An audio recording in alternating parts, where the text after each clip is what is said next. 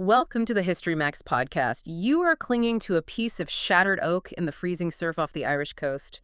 You've survived weeks of violent storms, a terrifying naval artillery duel, and just rampant disease spreading through your ship. Yeah, and then you drag yourself onto the sand, bleeding and exhausted, only to look up and see local soldiers systematically executing your surviving crewmates right there on the beach. Right. That is not a fictional survival story. That is the grim historical reality for thousands of men in July and August of 1588.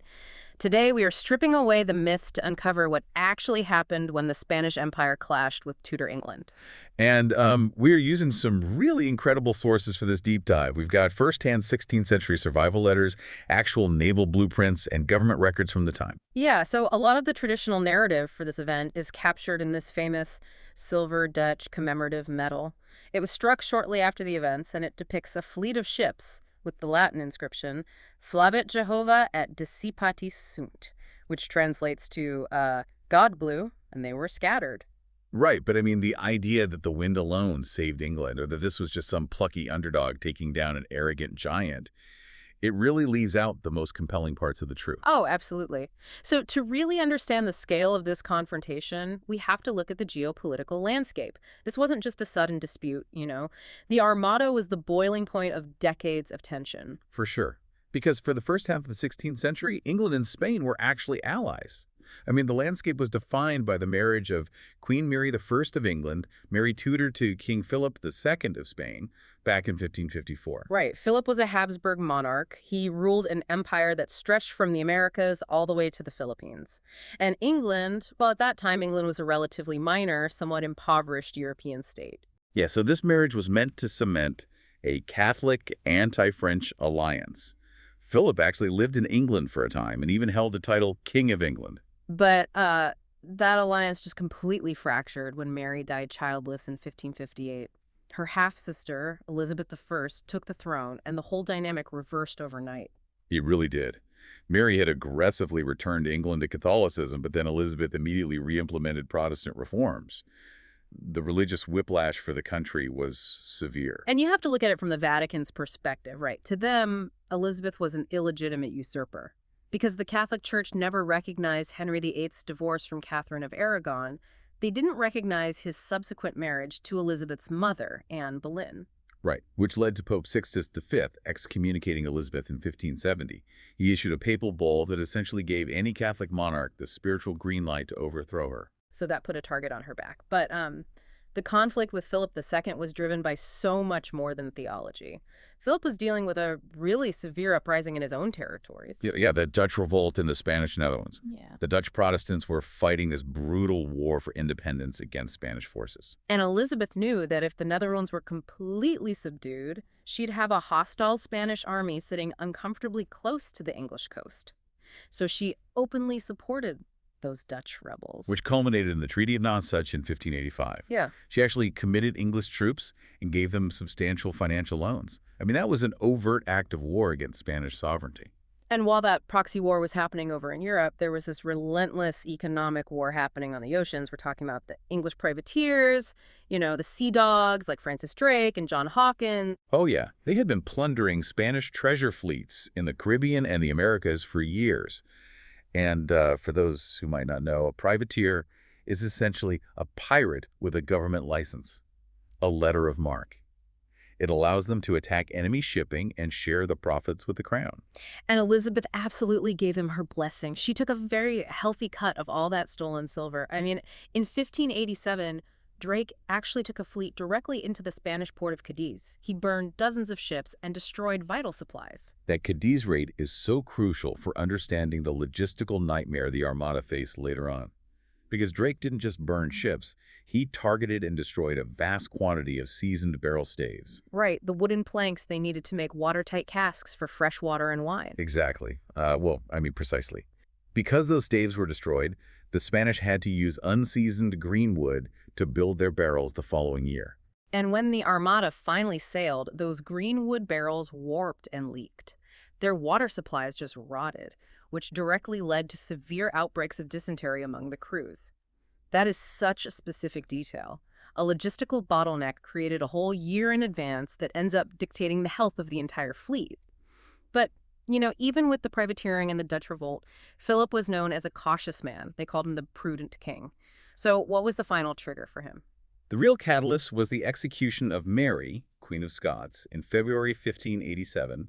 She was Elizabeth's Catholic cousin, and she had been under house arrest in England for nearly 2 decades. Right, and Mary was constantly the focal point of these Catholic assassination plots against Elizabeth. When Elizabeth's spy master, Francis Walsingham, proved Mary was involved in the Babington plot, Elizabeth finally, though reluctantly, signed the death warrant. And when Philip heard about her beheading, accounts suggest he was profoundly shaken by it. I mean, with Mary dead, the most viable Catholic heir to the English throne was gone. If Philip wanted England back in the Catholic fold, and more importantly, if he wanted to secure his trade routes in the Netherlands, he's going to have to take it by force. But I want to challenge that primary motive for a second, based on the sources. The Pope framed this whole thing as a holy crusade. He even promised a financial subsidy to Spain, but only to be paid once Spanish boots actually touched English soil. Right, the Pope was hedging his bets. Yeah, but looking at the diplomatic records, Philip gave his ground commander, the Duke of Parma, secret instructions for a negotiated settlement. He basically told Parma that if the invasion ran into trouble, he should settle for 3 things. Freedom of worship for English Catholics, the return of Dutch towns held by the English, and financial compensation for the damage done by Drake and the privateers. Yes, and that doesn't sound like a religious fanatic demanding the absolute conquest of a heretic nation. It sounds like a pragmatic politician trying to secure his borders and his wallet. That's a really great point. Those instructions to Parma are the perfect window into Philip's mindset. I mean, religion provided the ideological justification and the morale boost for the troops, but the core drivers were geopolitical and economic stability. He just needed the English out of the Netherlands and out of the Caribbean. If the mere threat of this enormous fleet could force Elizabeth to the negotiating table, Philip probably would have considered that a win. Absolutely. But obviously it went far beyond just a threat. So we should look at the titans who were actually put in charge of this massive operation. Let's do it, because in February 1588, the Marquis of Santa Cruz died, and he was Spain's most experienced and successful naval commander. He was just worn down by the stress of trying to assemble this fleet under Philip's constant, impatient demands. Right. And to replace him, Philip appointed the Duke of Medina Sidonia. Now, Medina Sidonia was one of the wealthiest aristocrats in Spain, and he was a very capable administrator on land. But he had 0 naval experience. Not at all. I mean, he even got seasick. The leadership strategy here just completely baffles me. He was keenly aware of his own limitations, too. When he got the royal command, he wrote a desperate letter to the king.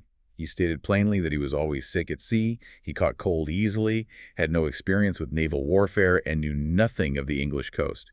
He literally begged to be excused. So why didn't Philip just pick someone else? Well, Philip's secretaries knew the king's temper and his demand for absolute obedience, so they hesitated to even press the issue. Philip wanted Medina Sidonia specifically because he wasn't an independent, hot-headed naval maverick. Right. Philip had this highly complex, deeply rigid strategic plan. He needed someone who would follow orders without question. He chose loyalty over maritime competence. Yeah, but to give Medina Sidonia his due, the bureaucratic records show that when he took command in Lisbon, the fleet was in chaotic disarray. Supplies were rotting, cannons were mismatched with their ammunition, morale was terrible. And he turned it around. He became a logistical powerhouse. He rationalized the distribution of guns, managed to increase the gunpowder reserves, and actually increase the ammunition supplies from 30 rounds per gun to 50 rounds per gun. He did everything physically possible to prepare that fleet for war in just a few months. But, administration is not tactics. And when you compare him to the English command structure, the difference is just stark. Oh, for sure. Queen Elizabeth appointed Lord Howard of Effingham as Lord High Admiral. And while Howard was an aristocrat, he wasn't a novice. But more importantly, he commanded a council of seasoned, battle-hardened professional sailors. Francis Drake was his vice admiral, and John Hawkins was rear admiral. These were men who had spent decades fighting ship-to-ship actions in the Atlantic. And Howard actually had the wisdom to listen to their advice. He empowered them to make tactical decisions based on the immediate reality of the wind and the sea, rather than waiting for orders from a king hundreds of miles away. And the tools they were using, the ships themselves, they represent a complete divergence in naval philosophy. Yeah, the traditional romanticized version of the Armada story is this classic David versus Goliath setup, right? Mhm. We're always told the English had these tiny, brave wooden dinghies facing towering, invincible Spanish behemoths. But the naval blueprints and ship manifests from the sources tell a completely different story. The English ships of the line were not tiny. Many of their frontline galleons were just as large as the Spanish ones, but they were designed with a totally different aerodynamic philosophy. They were race-built. And that term, race build, refers to a revolutionary redesign championed by John Hawkins. You see, traditional 16th century warships were basically floating fortresses. They had these towering wooden structures at the front and back, known as the forecastle and the aft castle. And the Spanish kept that design because their whole tactical doctrine relied on getting close.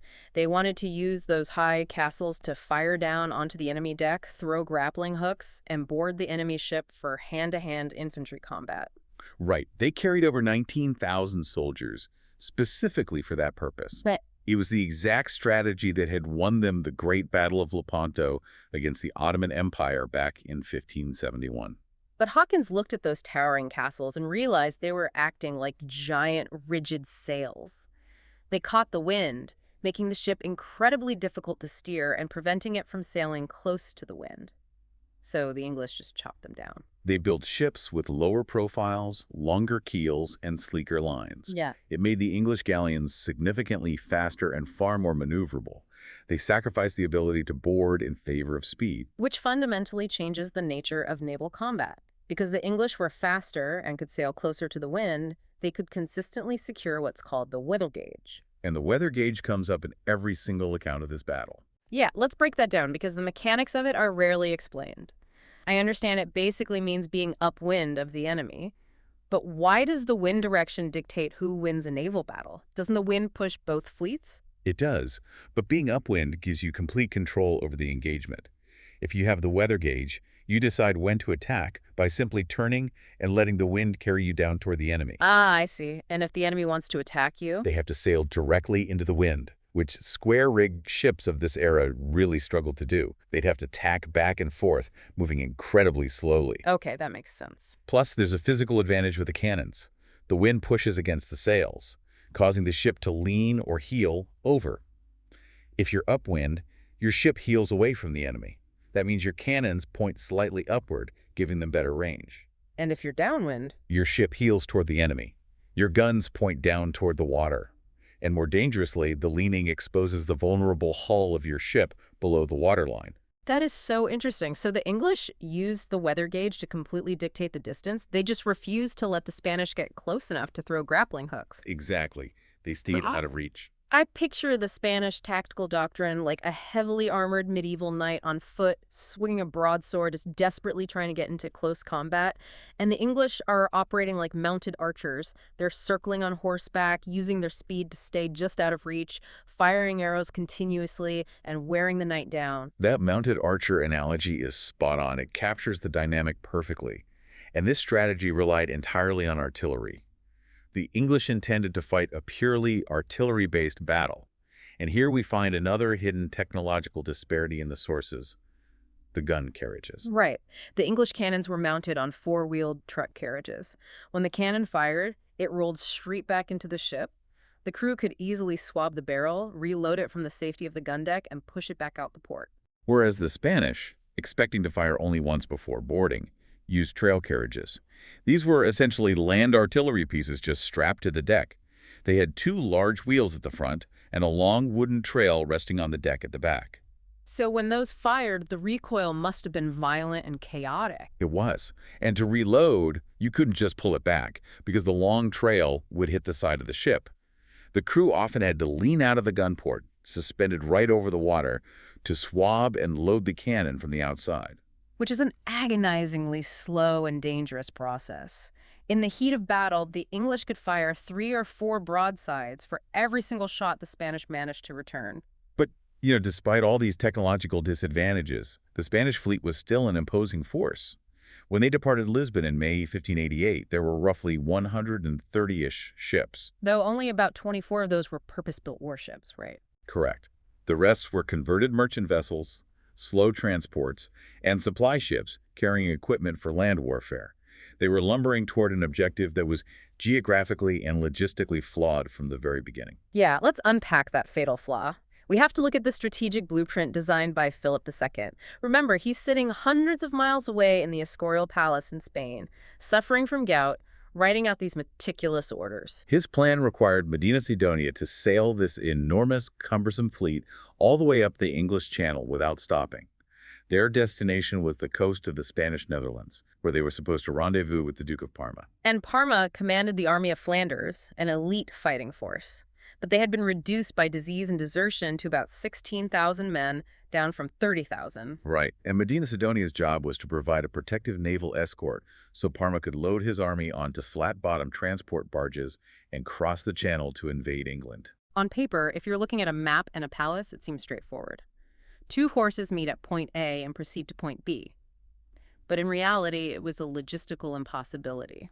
Philip committed the ultimate sin of remote leadership.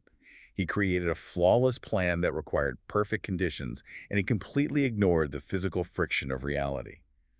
First off, he ignored the geography of the Netherlands coastline. It's characterized by extensive, treacherous sandbanks and shallow shoals.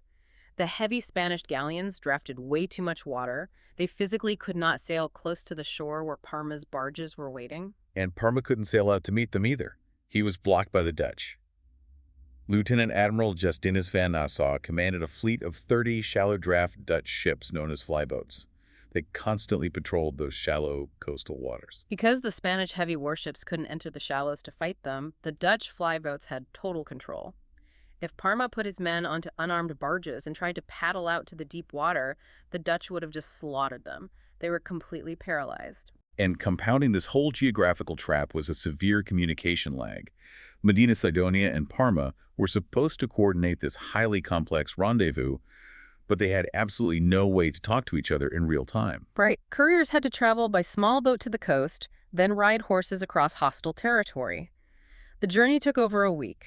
Parma didn't even receive the first letter confirming the Armada had arrived in the English Channel until August 5th.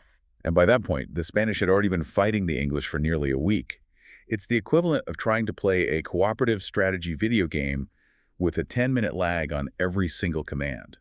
It forces you into a state of continuous reaction.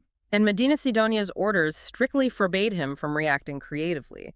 Philip's instructions explicitly told him to avoid engaging the English fleet unless absolutely forced to, and to prioritize the rendezvous with Parma above all else. That rigidity robbed the Spanish of their only potential strategic advantage initiative.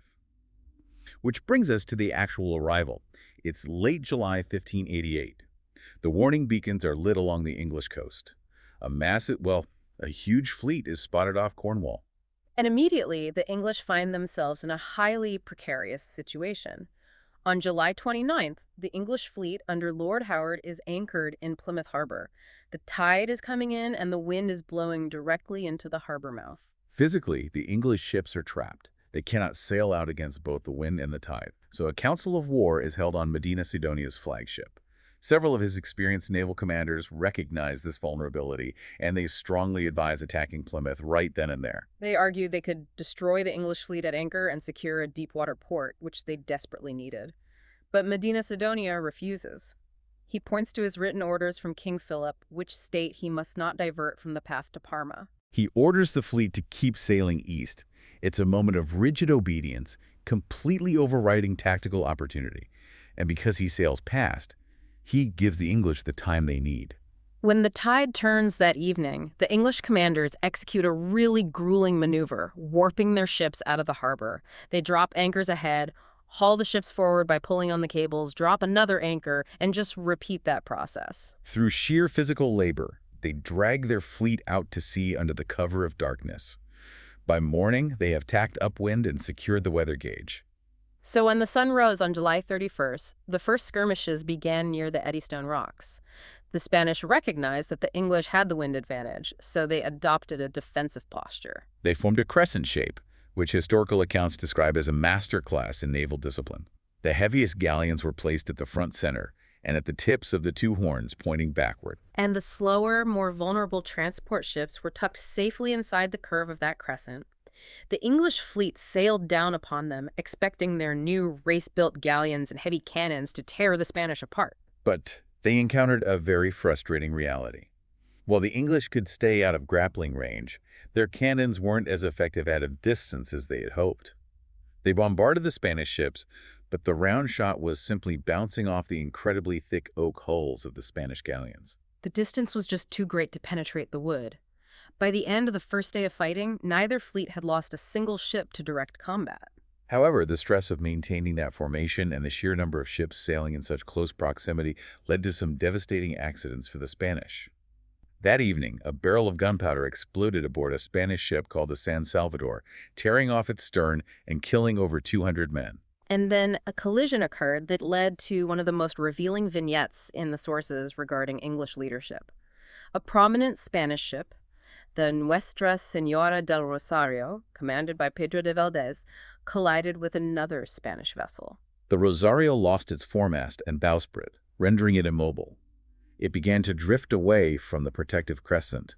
Medina Sidonia tried to pass a tow line to the crippled ship, but the weather was worsening, and he eventually had to abandon the Rosario to keep the rest of the fleet moving. Now, on the English side, Francis Drake, in his ship the Revenge, was appointed to lead the fleet through the night. His specific job was to keep a large lantern burning on his stern so the rest of the English ships could follow him in the dark and maintain formation. But sometime during the night, Drake actually extinguished his guiding lantern. He secretly broke formation and slipped back toward that drifting Rosario. When the sun came up, the rest of the English fleet was scattered and in total disarray because their guide had vanished. But Drake had found his prize. He approached the Rosario and demanded surrender. Pedro de Valdez, recognizing he was outgunned and immobile, surrendered without a fight. Drake took Valdez prisoner and seized the ship's payload, which included an estimated 50,000 gold ducats. Think about how frustrating that must have been for Lord Howard. His second-in-command abandons his post during the largest naval threat in English history to go pirate a crippled ship for personal wealth. It really highlights the privateering mindset that still dominated the English Navy. They were undisciplined contractors looking for a payday. But despite Drake's insubordination, the broader strategic picture remained a grueling stalemate. The fleets engaged in skirmishes off Portland Bill and the Isle of Wight over the next few days.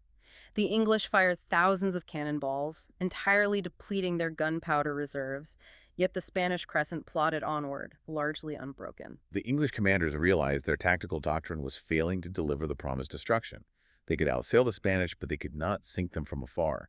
They needed to get closer, but getting closer meant risking being boarded. The tension was immense. Finally, on August 7th, the Armada reached the Strait of Dover and dropped anchor off the coast of Calais.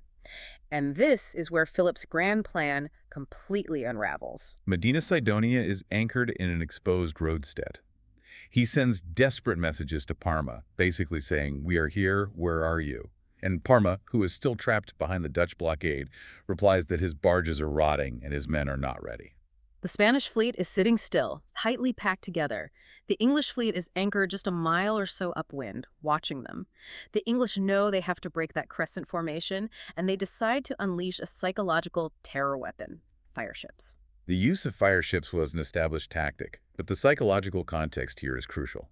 3 years earlier, during the siege of Antwerp, the Spanish had faced infernal machines known as hellburners. Right, these were ships packed with thousands of pounds of explosives, masonry, and scrap metal equipped with delayed fuses. When they exploded, they leveled city blocks and killed hundreds of Spanish soldiers in a single blast. So the trauma of Antwerp was very fresh in the minds of the Armada crews. Late on the night of August 7th, the English pack 8 older ships with pitch, brimstone, tar, and anything flammable they can find. They even load the cannons and double-shot them, so that when the fire reaches the metal, the cannons will fire blindly into the night. They set the ships ablaze, point them at the anchored Spanish fleet, and let the wind and tide carry them in. Picture being a crowded parking lot where all the cars are parked bumper to bumper, and suddenly someone rolls 8 flaming gasoline trucks down the entrance ramp directly at you. Panic erupted across the Spanish fleet. The captains didn't know if these were standard fire ships or explosive hellburners. If they were hellburners, staying near them meant vaporization. There was no time to execute the arduous task of manually hauling up the heavy anchors, so the order was given to cut the cables. Captains severed the thick ropes holding them to the seafloor, sacrificing their primary anchors in a desperate bid to escape the flames. Ships collided in the dark as they scrambled to get underway. The brilliant, disciplined crescent formation was shattered in minutes. Remarkably, not a single Spanish ship actually caught fire that night. But the English had achieved their goal. The Spanish were scattered, disorganized, and crucially, they had left their heavy anchors at the bottom of the sea. When morning broke on August 8th, the Battle of Gravelines began. With the Spanish formation broken, the English ships finally closed the distance. They moved in to within 100 yards. At this range, the English heavy cannons were devastating. They targeted the vulnerable hulls of the Spanish ships below the waterline. The oak planking splintered, causing horrific casualties on the crowded gun decks. And because of those trail carriages we discussed earlier, the Spanish could not efficiently reload their heavy guns. Once they fired their initial volley, the guns largely fell silent. The thousands of Spanish infantrymen unable to grapple and board were reduced to standing on the open decks and firing handheld muskets against heavy artillery. The carnage was staggering. Eyewitness accounts describe blood literally flowing from the scuppers, the drainage holes, on the sides of the Spanish galleons. The flagship of the Portuguese squadron, the San Felipe, was riddled with holes. The San Mateo was sinking. The enormous galleass, the San Lorenzo, had its road destroyed and ran aground on the sandbars of Calais. The English sent men in small rowboats to swarm the grounded ship, and the Spanish commander, Hugo de Moncada, was killed by a musket shot to the head. It was an 8-hour slaughter, and the English only stopped firing because their magazines were completely empty. They were loading chains and scrap metal into their cannons by the end. Yet here is the incredible paradox of the battle. Despite taking horrific punishment, only 5 Spanish ships were actually lost that day. The vast majority of the Armada was severely damaged, taking on water and suffering high casualties, but they were still afloat. Wait, hold on. We've been talking about the revolutionary design of these English cannons and the devastating close-range barrage all day. You're telling me they fired at point-blank range for 8 straight hours against ships that couldn't even fire back, and they only sank 5 of them? That doesn't sound like a crushing victory. It sounds like 16th century ballistics were terrible. It's a valid point. 16th century solid round shot was designed to smash wood, but sinking a large ship with non-explosive cannonballs is remarkably difficult unless you hit it repeatedly right at the waterline. The goal of naval gunnery at this time was often to disable the enemy, to destroy their masts, their rigging, and kill their crew, rather than to sink the vessel entirely. And the true danger to the Spanish fleet at Gravelines wasn't just the English cannons, it was the geography. The prevailing wind was pushing the crippled, unmaneuverable Spanish ships relentlessly eastward, directly toward the treacherous sandbanks of the Zealand Shoals. They were moments away from the entire fleet running aground en masse. If they hit those sandbars, the Dutch flyboats would have massacred the survivors. But then an anomaly occurred. The wind suddenly shifted. It veered to the south. This allowed Medina Sidonia and his surviving navigators to turn their battered ships northward, pulling away from the shoals and steering into the open waters of the North Sea. They escaped immediate destruction, but the strategic mission was dead. With the wind pushing them north and the English fleet blocking the channel behind them, they could not return to meet Parma. Their only route home was a colossal detour. Sail all the way north around the tip of Scotland, then south down the jagged western coast of Ireland and back to Spain. And this transition moves the story from a military failure into a staggering humanitarian disaster. Because they were sailing straight into a climate anomaly, climatologists refer to this period as the Little Ice Age. The weather in the North Atlantic in August and September of 1588 was characterized by unusual hurricane-strength storms. The Spanish ships were already riddled with cannon holes. Their masts were splintered. Their water was foul. Scurvy and typhus were rampant. And critically, because they had cut their cables at Calais, they had no heavy anchors to secure their ships when the storms hit. As they rounded the coast of Ireland, the violent westerly gales pushed them relentlessly toward the rocky lee shore. Ships began to disintegrate in the surf. To comprehend the sheer terror of this phase, we have an unparalleled primary account from Captain Francisco de Cuellar. He was serving on a galleon called La Lavia. In September, his ship, along with 2 others, sought shelter in the bay off Streedow Beach in County Sligo, Ireland. The storm intensified, and without anchors, all 3 ships were driven onto the sand. Cuellar's letter detailing his survival is harrowing. Over 1,100 men died on that one beach. They drowned in the freezing surf or were crushed as the enormous wooden hulls shattered against the ocean floor. Cuellar couldn't swim. He clung to a hatch cover and was eventually washed ashore, bleeding and half-conscious. But making it to the beach did not mean safety. He woke up on a shoreline covered in wreckage and bodies. And worse, he saw English soldiers. Ireland at this time was a volatile territory, partially controlled by English garrisons and heavily populated by rebellious Gaelic chieftains. The English Lord Deputy in Ireland, William Fitzwilliam, was terrified that thousands of Spanish soldiers landing in Ireland would join forces with the Irish rebels. He issued a draconian order. Any Spanish survivor found on Irish soil was to be executed immediately. There would be no prisoners taken for ransom, which was the standard aristocratic custom of the era. This was a policy of systematic slaughter. Cuellar had to hide in the coastal brush, severely injured, watching English cavalry run down and hang his surviving crewmates. He described stripping the clothes off a dead comrade to keep warm. He then began a desperate journey across the rugged Irish landscape. His account provides a vivid window into 16th century Ireland. He sought refuge with local Gaelic lords who were resisting the English.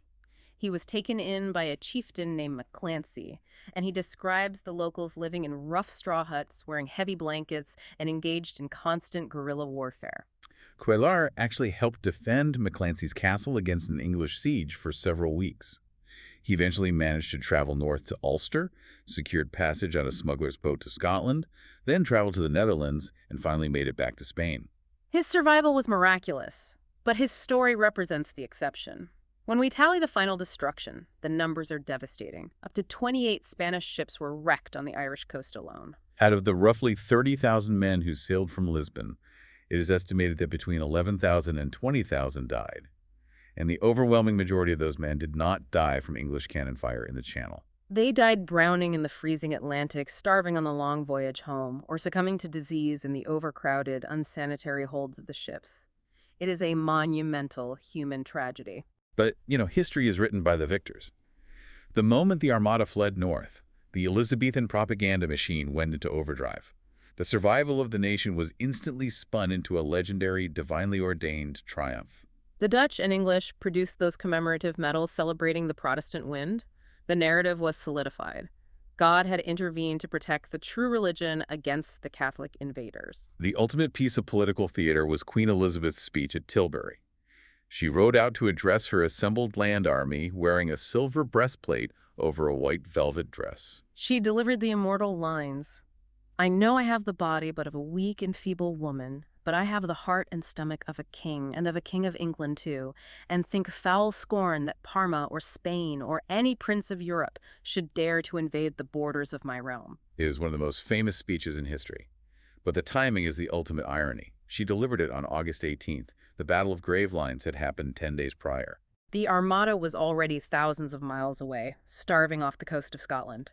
The threat was entirely over. The speech was designed to project absolute royal authority, but the gleaming propaganda deliberately obscured a very dark reality occurring in English ports. Right, the English sailors who had fought off the Armada returned to Margate and Plymouth expecting to be paid and discharged. But the English crown was effectively bankrupt. The campaign had cost a fortune. Queen Elizabeth could not afford to pay the sailors their wages. So the government just kept them confined to their ships in the harbor. They reasoned that if the men were discharged, they would disperse, and it would be impossible to remuster them if the Spanish returned. But keeping thousands of exhausted men crammed into filthy ships with rotting food was a death sentence. Diseases like typhus, dysentery, and food poisoning ripped through the anchored fleet. The letters from Lord Howard begging the government for money and fresh clothes for his dying men are heartbreaking. By the end of 1588, over half of the Englishmen who fought the Armada had died not in glory, but from disease and starvation while waiting for a paycheck. It is a disgraceful aftermath that the patriotic narrative completely ignores. Furthermore, the idea that 1588 marked the absolute destruction of Spanish naval power and the dawn of English oceanic supremacy is historically inaccurate. The war did not end. In fact, the very next year, in 1589, Elizabeth launched a fleet of similar scale against Spain, commanded by Drake and John Norris. This is known as the English Counter-Armada. Their objectives were to destroy the surviving Spanish ships undergoing repairs in Santander, capture the Portuguese capital of Lisbon to install a friendly monarch, and establish a base in the Azores. But the operation was a catastrophic failure. They suffered from the exact same logistical nightmares the Spanish did. The commanders ignored the strategic objectives to go plunder coastal towns for personal profit. They failed to take Lisbon, they failed to destroy the Spanish fleet, and they lost thousands of men to disease and combat. In terms of casualties and financial loss, the counter-armada of 1589 was arguably as big a disaster for England as 1588 was for Spain. And Spain learned from their mistakes. Philip II rapidly rebuilt his navy. He adopted the sleeker, race-built design of the English galleons. He overhauled the bureaucratic administration of the fleet. The war dragged on for another 15 years. Spain actually launched subsequent armadas against England. In 1596, a fleet was scattered by storms. And then in 1597, another colossal armada of 136 ships sailed for England. And the 1597 Armada is terrifying because England was completely unprepared. The English fleet was away in the Azores trying to raid treasure ships. The English coastal defenses were unmanned. The Spanish fleet arrived perilously close to Cornwall, entirely unopposed. It was only scattered at the very last minute by a violent October storm. The war eventually ended in a stalemate with the Treaty of London in 1604, after both Philip and Elizabeth had passed away. So I have to pose a question here. If the English counter-armada failed so miserably, and the Spanish rebuilt their navy immediately, and the war dragged on for 16 more years without establishing English naval supremacy, why do we collectively treat 1588 as the definitive turning point in world history? Why is it the event everyone remembers? The significance of the Spanish Armada lies not in absolute military destruction, but in its profound psychological and technological legacy. It shattered the aura of Spanish invincibility. For decades, the Habsburg Empire seemed an unstoppable juggernaut.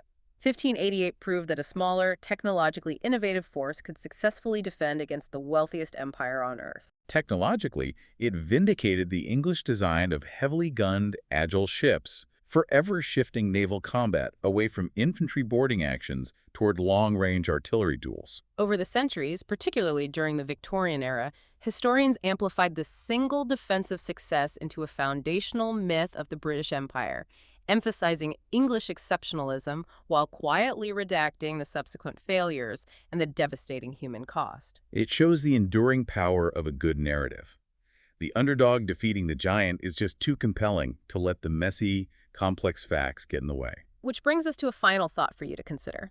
The history we've discussed today was shaped by incredibly narrow margins. What if the Duke of Medina Sidonia had not been so fiercely loyal to King Philip's rigid orders? Right. What if, on July 29th, when the English fleet was trapped by the tide in Plymouth Harbor, he had listened to his seasoned commanders and attacked the vulnerable English ships? Or consider that later Armada in 1597. What if those violent winds in October hadn't blown up out of nowhere when England's coast was completely undefended? The geopolitical trajectory of Europe, the survival of Protestantism, and the eventual rise of the British Empire did not rest solely on the brilliant design of English shipwrights or the undeniable courage of sailors like Howard and Drake. The survival of Tudor England hung, quite literally, on a few crucial shifts in the wind. Thank you for listening. History Maps. Learn history visually.